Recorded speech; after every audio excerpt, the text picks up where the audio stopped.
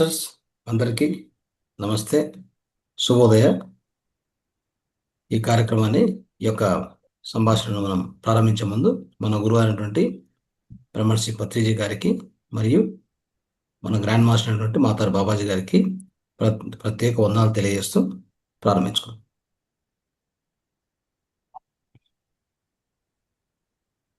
Right. So thank you sir, thank you Om Prakash sir. So అద్భుతంగా మీరు ధ్యానం చేపించారు ఇంతవరకు కూడా. ఎవరైనా మీరు ఏదైనా అనుభవం చెప్పాలనుకున్నా ఒక ఇద్దరు ముగ్గురికి అవకాశం ఉంటుంది. సో అనుభవం చెప్పండి, లేదా మీకు ఏమైనా ప్రశ్న ఉంటే అడగండి. ఓకే, ఇంతవరకు ధ్యానం చేశారు కదా, మీకు ఏ విధంగా అనిపించింది, మీ ఎక్స్పీరియన్స్ ఏంటి కూడా చెప్పుకోవచ్చు, షేర్ చేయొచ్చు. ఓకే, సో దీర్ఘమైనటువంటి ఆల్మోస్ట్ 40 నిమిషాలు దగ్గర దగ్గర. లక్ష్మీపతి గారు చెప్పండి, ఎలా ఉంది? సార్ నమస్తే సార్. నమస్తే సార్ చాలా బాగుంది సార్. అంటే ఆలోచనలు లేకుండా సార్ ఇప్పుడు చెప్తా ఉండే దానివల్ల దాని మీద కాన్సన్ట్రేషన్ పోతుంది. బాగా జరుగుతుంది సార్ ధ్యానం. చాలా బాగుంది సార్. థ్యాంక్ యూ సార్ ఈ అవకాశం ఇచ్చినందుకు. మీకు foundation thank you sir. Right. Next ఇంకెవరైనా మాట్లాడతారా? అందరూ కూడా వీడియోలు ఆన్ చేసుకోవాలి. ఇది పొద్దునే అంటే మార్నింగ్ టైం కాబట్టి హాయిగా కూర్చున్నారు. అందరూ వీడియోలు ఆన్ చేసుకుని కూర్చోండి. అప్పుడు మీకు మాస్టర్తో డైరెక్ట్ కనెక్టివిటీ దొరుకుతుంది. ఎప్పుడు కూడా ఆఫ్ చేసుకోవడం వల్ల లాభం లేదు. వీడియోలు ఆన్ చేసుకొని కూర్చొని క్లాస్ వినడం అంటే ఎలా ఉండాలి? వీడియోలు ఆన్ చేసుకొని కూర్చొని మనం వినాలి నీట్గా. ఒక మాస్టర్ వచ్చారంటే ఆయన చెప్తున్నప్పుడు ఆయన కదలికలు మనం గమనిస్తూ అక్కడి నుంచి మనం శక్తి తీసుకోవాలి. ప్రసారం అవుతుంది. అర్థమైందా? సో నేను ఈ క్లాస్ నుంచి అంటే ఈరోజు నుంచి పొద్దున క్లాస్ కూడా స్టార్ట్ చేస్తున్నాను. అంటే అంతకుముందు నైట్ మాత్రమే రావడం జరుగుతుండింది. సో 365 days నైట్ క్లాస్ చెప్తున్నాను. సో ప్రధానంగా ఏంటంటే మనకి మాతార్ ఫౌండేషన్లో 5 లాంగ్వేజ్లు నడుస్తాయి క్లాసెస్. తెలుగు, ఇంగ్లీష్, హిందీ, కన్నడ, తమిళ్. ఒకటి నేషనల్ లాంగ్వేజ్, ఇంకోటి గ్లోబల్ లాంగ్వేజ్, 3 వచ్చేసి రీజనల్ లాంగ్వేజెస్. ఓకే, సో దాంట్లో తెలుగు, తమిళ్, కన్నడ 3 రీజనల్ లాంగ్వేజెస్. పొద్దున్నే ఏముంటుందంటే తమిళ్ ఉంటుంది, తెలుగు ఉంటుంది, కన్నడ ఉంటుంది.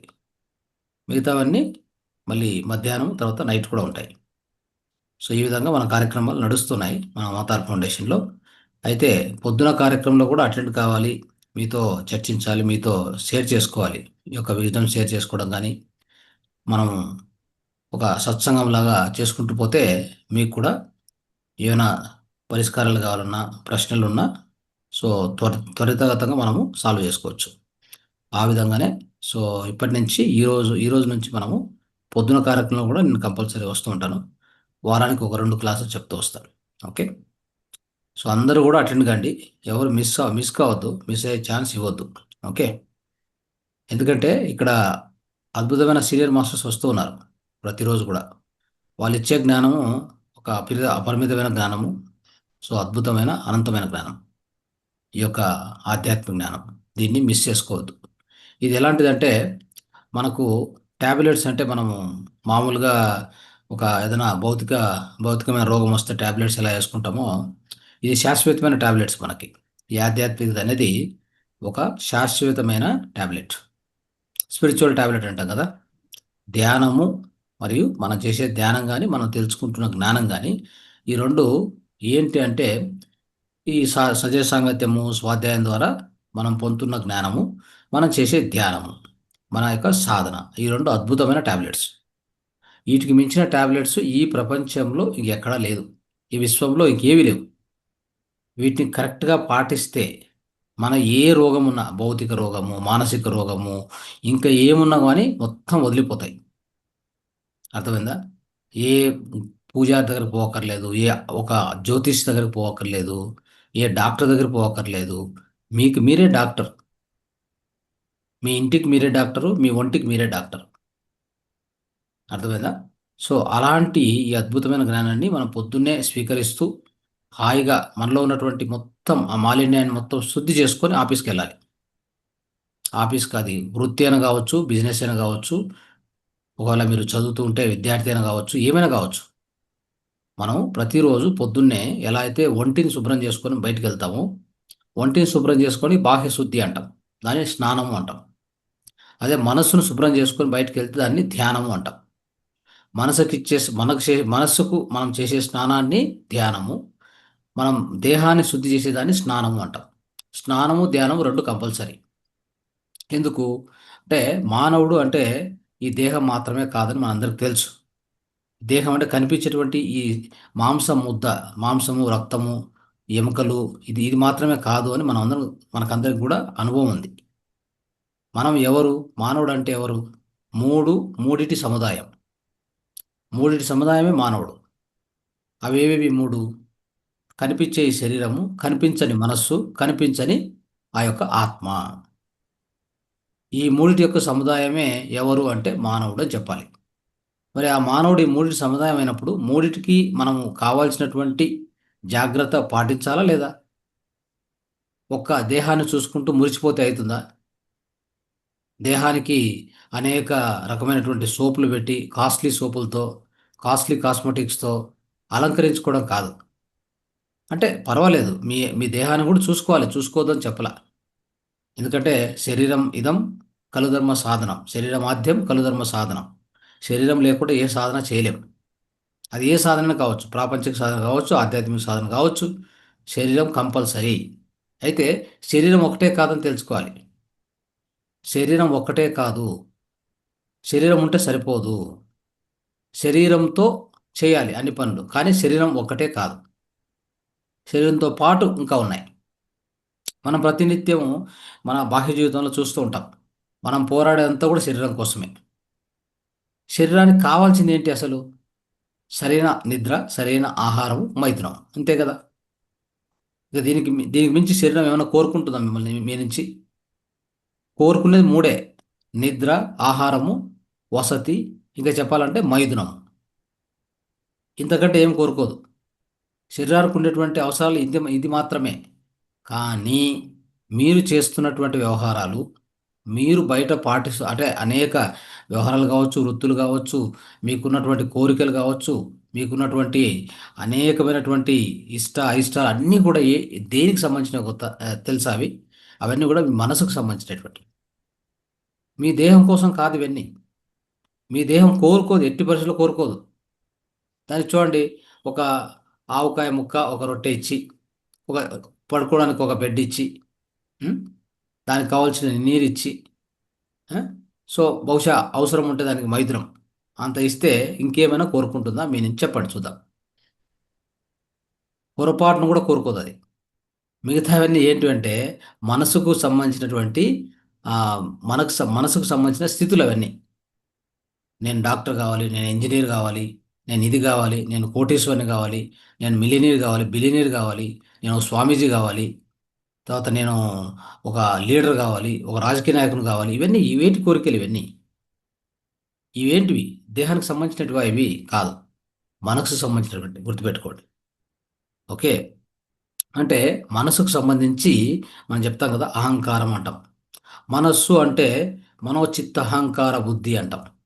మనస్సును ఎలా నిర్వచించాలి మనము? మనోచిత్త అహంకార బుద్ధి. అయిందా? సో అక్కడ ఏం తెలుస్తుంది మనకి? మనసు అంటే మనసు ఒకటే. మనసులో నాలుగు ఉన్నాయి మళ్ళీ. మనసు అంటే ఈ యొక్క ఫిజికల్ మైండ్, అంటే ఈ యొక్క చేతన మనస్సు, దాంతోపాటు అహంకారము, మరి చిత్తము, మరియు బుద్ధి, ఈ నాలుగు కలిసి ఉంటాయి మనసులో. కాబట్టి అది మేజర్ పోర్షన్ అది. ఈ దేహం గురించి పెద్ద వరి కావద్దు మీరు. దేహము, నేను చెప్పాను కదా, అవి మాత్రం ఇస్తే హాయిగా ఎప్పటికీ ఉంటుంది, చిరకాలం ఉంటుంది చెప్పాలంటే. మీరు ఆ దేహాన్ని ఎంతవరకు పెట్టుకోవచ్చు అంటే, భగవంతుడు మన లోపల ఉన్నటువంటి ఆ యొక్క సెల్స్కి, ఆ యొక్క సెల్స్ అంటే జీవ కణాలకి ఎంత వహించాడు తెలుసా? 120 సంవత్సరాలు అని చెప్తారు. కానీ ఇంకా ఎక్కువగా పెట్టుకోవచ్చు మనం ఈ దేహాన్ని. ఏమీ కాదు. అయ్యే ప్రాబ్లం అంతా, దేహానికి వచ్చే ప్రాబ్లం అంతా మీ మనసు నుంచే. దేహం ఉన్నంత వరకు చిరకాలము హాయిగా, ఆనందంగా, దాని దాని పరిధిలో అది హ్యాపీగా ఉండగలదు. కానీ దాన్ని ఇబ్బంది పెట్టేది ఎవరయ్యా అంటే నీ మనస్సే. పలు విధాలుగా ఇబ్బంది పెడతాం. ఎవరో ఓ మాట అంటే దుఃఖించడం. ఆ? సో ఇంకొకరు ఎవరో నాకు సరిగ్గా చూసుకోలేదని అక్కడ బాధపడ్డము. నాకెవరో గౌరవించలేదని చెప్పి, గౌరవం దక్కలేదని చెప్పి బాధపడ్డము. ఇలా ఎన్ని రకాలుగా చెప్పండి. నేనేదో సాధించలేకపోయాను అంటే, ఒక విద్యార్థి అయితే నాకు ఇన్ని మార్కులు రాలేదు, ఇంత ర్యాంకు రాలేదని బాధపడుతూ ఉంటాడు. బాధపడేది నువ్వు మనసులో, కానీ ఇబ్బంది పడేది దేహం. అది అర్థం చేసుకోవాలి మనం. నువ్వు మనసులో బాధపడినంత మాత్రం అయిపోలా. అది ఎక్కడికి వస్తుందంటే, దాని యొక్క ఎఫెక్ట్ ఎక్కడికి వస్తుందో తెలుసా? మీ దేహం మీద పడుతుంది అది నేరుగా. మరి అప్పుడు మనస్సును నియంత్రించుకోకపోతే ఏం జరుగుతుంది? నీకు రోగాలు వస్తాయి. నువ్వు ఆనందమైన జీవితం నుంచి దూరం అవుతావు. సో దీన్ని బట్టి మనం అర్థం చేసుకోవాల్సింది మనస్సుకు ఎంత ఇంపార్టెన్స్ ఉంది అనేది. దేహాన్ని పలు విధాలుగా శుద్ధి చేసుకుని బయటికి పోతే లాభం లేదండి. నువ్వు మంచిగా కనిపిస్తావు, అందరికీ సౌందర్యం కనిపిస్తావు. సౌందర్యం అంటే బాహ్యంగా చూడడానికి బాగా అనిపిస్తావు, అన్ని బాగానే ఉంటాయి, లోపల కుములుతూ ఉంటావు. లోపల దుఃఖిస్తూ ఉంటావు. అది ఆంతరిక సౌందర్యం, అదే అంతర సౌందర్యం. ఇది బాహ్య సౌందర్యం అవుతుంది. బాహ్య సౌందర్యం ఎంత ఉంటే ఏం లాభం? మనం చూస్తూ ఉంటాం ఇటీవల కాలంలో. సో ఎంతోమంది అంటే సినీ ప్రముఖులు కావచ్చు, నటీనటులు కావచ్చు, వాళ్ళ బయటికి నటన అంటే ఒక సినిమాల్లో ఇక్కడ నటిస్తూ ఉంటారు వాళ్ళు. అది చెప్పాలంటే మనం అందరం కూడా నిజ జీవితంలో నటన చేస్తూనే ఉన్నాం. మనం కూడా నటీనటులమే. మనం ఎవరో కాదు నిజంగా చెప్పాలంటే. సో ఆ విధంగా నటించడంలో కూడా, సో సినీ ప్రముఖులు అంత చూస్తూ ఉంటాం. వాళ్ళు బాహ్యంగా అంత సుందరంగా కనిపిస్తారు, కానీ వాళ్ళ లోపల ఉన్న మనస్సు ఎంత మాలిన్యంగా ఉంటుంది. రకరకాల మాలిన్యంతో మునిగిపోయింటారు వాళ్ళు. అందుకే ఆ ఆంతరిక సౌందర్యం మనకు కావాలి అంటే ప్రతినిత్యం ఏం చేయాలి? ఆ మనస్సుకు స్నానం చేపిస్తూనే ఉండాలి. అదే ధ్యానము. బాహ్య సౌందర్యం కావాలంటే విధ సోపులు ఉన్నాయి, కాస్మెటిక్స్ ఉన్నాయి, ఇంకా బ్యూటీ పార్లర్ అంటారు, స్పా అంటారు, అది చేసుకోవచ్చు, ఏమైనా చేసుకోవచ్చు, బాహ్యంగా కనిపిస్తాం అంతే అయితే ఆంతరిక సౌందర్యం ఆ విధంగా రాదు. మీ సొంత ప్రయత్నం కావాలి. మంచి బుక్కులు చదవడము, మంచి వాళ్ళ స్నేహం చేయడము, మంచి మాటలు వినడము, కదా, ఆ విధంగా ధ్యానం చేయడము, మంచి పనులు చేయడము, సాధ్యమైనంత వరకు ఇంకొకరికి సహాయం చేస్తూ ఉండడము, ఇంకొకరిని క్షమిస్తూ ఉండడము, క్షమ కోరుకోవడము, మిమ్మల్ని మీరు ప్రీతించడము, ఇంకొకరిని ప్రీతించడము, ఇంకొకరిని ప్రేమించడము, ఇంకొకరి మీద కరుణ చూపించడము, వీటి ద్వారా మీ మనసు శుద్ధి అవుతుంది. గుర్తుపెట్టుకోండి. దీన్నే మీ మనసుకి ఇచ్చే స్నానము అంటాం. అర్థమైందా? ఇది లేకుండా మీరు ఏం చేసినా ప్రయోజనం లేదు మిత్రులారా. ఇది ఈరోజు మనం చెప్పుకోబోయే సబ్జెక్ట్ వేరే, కానీ ఇది చెప్పాలనిపించింది. సో స్టార్ట్ చేసినప్పుడు అది వస్తూ వస్తూ ఆ విధంగా కాన్సెప్ట్ వస్తూ వచ్చింది. సో కాబట్టి మిత్రులారా, ఇక్కడ ఎందుకు తక్కువ సంఖ్యలో అటెండ్ అవుతున్నారు? అవసరం ఏంటి అంటే, ఇక్కడ ఎక్కువ సంఖ్యలో ఎందుకు అవసరం కావాలంటే, ఎక్కువ ఎందుకు అటెండ్ కావాలి? ప్రతి సెషన్ నుంచి, నైట్ సెషన్ కానీ పొద్దున సెషన్, అన్నిటి నుంచి కూడా ఇక్కడ అటెండ్ కావాలి. ఎందుకు అంటే ఇప్పుడు చెప్పినటువంటి రెండు కారణాలు: బాహ్య శుద్ధి, అంతర శుద్ధి. బాహ్య సౌందర్యము, అంతర సౌందర్యము, ఈ రెండు మీకు ఉంటేనే మీ ఆత్మ ఆనందంగా జీవిస్తుంది. మీ ఆత్మ 10 కాలాల పాటు, చిరకాలం పాటు, అచిరకాలం కూడా మీ దేహంలో ఆనందంగా ఉండగలుగుతుంది. లేదంటే ఎక్కడి నుంచి పారిపోతుంది. ఆ పారిపోవడమే చావు. అర్థమైందా?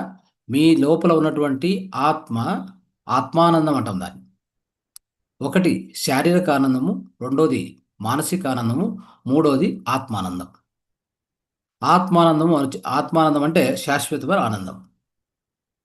శారీరక ఆనందం అంటే అది కూడా పరిమితమైనది. మరి మానసిక ఆనందం అంటే అది పరిమితమైంది.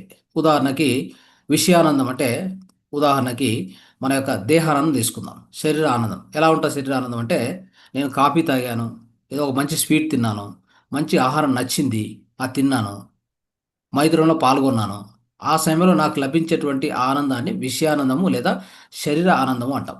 శారీరక ఆనందము, భౌతిక ఆనందం అంటాం. అది చిరకాలం పాటు ఉంటుందా? ఉండదు. ఇప్పుడు కాఫీ తాగాను, సంతోషంగా అనిపించింది, ఇంకోసేపటికి దాన్ని మర్చిపోతాను నేను. ఆనందం వెళ్ళిపోయింది నా నుంచి, మళ్ళీ మామూలు స్థితి, కదా. ఆ విధంగా మానసిక ఆనందం ఎలా ఉంటుందో చూద్దాం. మానసిక ఆనందం అంటే మనలో కలిగేటువంటి మానసిక ఆనందం ఎలా ఉంటుందంటే, నేను ఒక మంచి సినిమా చూశాను, లేదా ఒక బిస్మిల్లా ఖాన్ ఒక మంచి సంగీతం విన్నాను, పండిట్ రవిశంకర్ ఆయన ఆయన ఒక మ్యూజిక్ నేను విన్నాను. సో ఇలాంటి మంచి పాటలు విన్నాను, మంచి మూవీ చూశాను, నాకు మనస్సు ఆనందకరంగా ఆహ్లాదకరంగా ఉంటుంది. దీన్ని మానసిక ఆనందము అంటాం. ఇది శాశ్వతంగా ఉంటుందా? ఆ రోజు ఉండొచ్చు. లేదా మంచి ఎగ్జామ్లో, అంటే ఒక ఎగ్జామ్లో ఒక టాప్ ర్యాంక్ సాధించాను, నాకు ఆనందం. నా మానసికంగా నేను ఆనందం పొందుతాను, నేను ఉత్తీర్ణత అయ్యాను కాబట్టి. కానీ ఇది కూడా పర్మనెంట్ కాదు. ఇది కూడా ఒకరోజు, ఈరోజు రేపో ఇంకా 3 రోజులకో వెళ్ళిపోతుంది. లేదు, నేను మంచి కారు కొన్నాను, అంటే నాకున్న ఒక డ్రీమ్ ఉంది, ఆ డ్రీమ్ కార్ కొన్నాను, ఆ రోజు అంతా ఆనందమే. Next day normal. ఒక మంచి బంగ్లా కొన్నాను, ఒక మంచి ఇల్లు కొన్నాను, నాకు డ్రీమ్ హౌస్ అది యాక్చువల్గా, నాకు ఆ రోజు కూడా ఆనందమే. నెక్స్ట్ డే కూడా ఆనందమే. తర్వాత 3 రోజుల తర్వాత ఏమీ లేదు, ఆనందం పోయింది. ఇవన్నీ తాత్కాలిక ఆనందం, ఇవన్నీ తాత్కాలిక సంతోషాలు, ఆనందాలు. ఇవి పర్మనెంట్గా ఉండవు మిత్రులారా. పర్మనెంట్గా ఉండాలి అంటే ఒకటే ఒకటి, నీ ఆత్మను చేరుకున్నటువంటి రోజే నువ్వు ఆ యొక్క శాశ్వతమైన ఆనందంగా ఉండగలుగుతావు, జీవిస్తావు. నువ్వు ఆనందంగా ఉంటావు, నీ చుట్టూ ఉన్నటువంటి అన్ని పరిస్థితులు, చుట్టూ ఉన్నటువంటి సమాజం కూడా ఆనందంగా ఉంటుంది. ఎందుకంటే నువ్వు ఒక పుష్పానివి, వికసించిన పుష్పానివి. The blossomed flower. You are a blossomed flower. వికసించిన పుష్పానివి. వికసించిన పుష్పం ఏం చేస్తుంది? దాని చుట్టూ వెదజల్లుతుంది, ఫ్రాగ్రెన్స్ వెదజల్లుతుంది, అంటే సుమధురమైనటువంటి ఆ యొక్క ఆ వాసన వెదజల్లుతుంది. అలా మనం తయారు కావాలి. అలా తయారు కావాలంటే నిత్యము ధ్యానము, స్వాధ్యాయము, సజన సాంగత్యము, సేవా కార్యక్రమాల్లో పాల్గొంటూ ఉండాలి.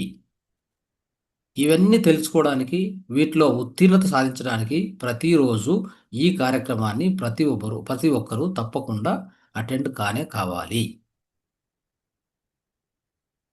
నేను ఎప్పుడో నైట్ ఒకటి అటెండ్ అవుతాను, నాకు సమయం ఉన్నప్పుడు అటెండ్ అవుతానంటే, this is not a choice మిత్రులారా, దిస్ ఇస్ కంపల్సరీ. ఇది ఒక చాయిస్ మాత్రమే అనుకోవద్దు, ఇది కంపల్సరీ. అన్నీ ఎలాగైతే పొద్దున్నుంచి రాత్రి వరకు 24 గంటలు మనం బాహ్య ప్రపంచంలో తిరుగుతూ, ఎంతసేపు ఈ దేహం గురించే వర్క్ చేస్తూ, బహుశా మనసు గురించి వర్క్ చేస్తూ ఆత్మను పట్టించుకోకపోతే ఒక రోజు వస్తుంది, ఆ ఆత్మ నీకు గుర్తు చేస్తుంది. రోగాల రూపంలో, కష్టాల రూపంలో, దుఃఖాల రూపంలో నేను ఉన్నాను అని గుర్తు చేస్తుంది. ఆ సమయం వస్తుంది, ప్రతి ఒక్కరికి వస్తుంది. కాబట్టి దానికోసం మనం నిరీక్షించకూడదు, దానికోసం మనం వేచి చూడకూడదు. ముందుగానే తెలుసుకుంటే, దీపం ఉండగానే చక్క పెట్టుకుంటే, ఈ బొందిలోనే మనకు జీవితం ఉన్నప్పుడు, బొందిలో జీవం ఉన్నప్పుడే దాన్ని బొందిలో కైలాసం అంటాం. బొందిలో జీవనం అంటే మన ఈ దేహంలో జీవం ఉన్నప్పుడే మన అన్ని పరిస్థితులు చక్కబెట్టుకుంటే, ఆ జీవం గురించి, ఆత్మ గురించి మనం కొంత ఎరుక సంపాదించుకుంటే ఆనందంగా జీవించవచ్చు. ఆనంద విహారి. నా పేరు బికారి, నా పేరు బికారి, నా దారి ఎడారి. నా దారి ఎడారి, నా పేరు బికారి, నేను ఆనంద విహారి. సో ఇవన్నీ మాటలు కూడా ఒక అద్భుతమైన విషయాలు ఇవన్నీ. కాబట్టి ప్రతి ఒక్కరూ తప్పకుండా పొద్దున్నే ఈ కార్యక్రమాన్ని దీంట్లో పార్టిసిపేట్ అయ్యి, మీరు బాహ్య శుద్ధి, ఆంతరిక శుద్ధి చేసుకొని, మీ ఆత్మ యొక్క ఆనందాన్ని పొందుతూ, ఆత్మను చిరకాలం ఆనందంగా ఈ దేహంలో ఉండడానికి అవకాశం ఇస్తూ, ఎంత కాలం పాటు కావాలంటే అంతకాలం పాటు ఒక చిరంజీవత్వాన్ని పొందే అవకాశం మనకు ఈ సృష్టికర్త ఇచ్చారు. చిరంజీవత్వం పొందొచ్చు. ఎప్పుడు చిరంజీవత్వం పొందగలరు మీరు? దేహాన్ని, మనస్సును అన్నిటినీ లయం చేసి, అన్నిటినీ ఒక సింక్రనైజ్గా నడపాలి. జీవితాన్ని ఆ విధంగా, జీవితంలో మాధుర్యాన్ని ఎప్పుడు అనుభవిస్తూ, ఆత్మకు ఆనందం కలిగించే అన్ని పనులు చేసుకుంటూ పోతే, మీరు ఆనందంగా ఎంతకాలం పాటు కావాలంటే అంతకాలం ఉండగలరు. మీరు ఇచ్ఛాపూర్వకంగానే మీరు ఎంతకాలం కావాలంటే అంతకాలం ఈ భౌతిక కాయంలో జీవించవచ్చు. అంత అద్భుతమైన అవకాశం ఈ సృష్టి మనకు ఇచ్చింది. సో దయచేసి ఇది అర్థం చేసుకొని ఇంకా ఎక్కువ సంఖ్యలో కూడా అందరికి మీ ఫ్రెండ్స్ చెప్పండి, అటెండ్ కాండి. ఇప్పటి నుంచి వారానికి 2 సార్లు కంపల్సరీ వస్తాను నేను. 2 classes will be there. Okay, ప్రతి ఒక్కరికి కూడా అద్భుతమైన జ్ఞానాన్ని ఇవ్వడానికి ప్రయత్నం చేస్తాం. ఓకే, రైట్ మిత్రులు.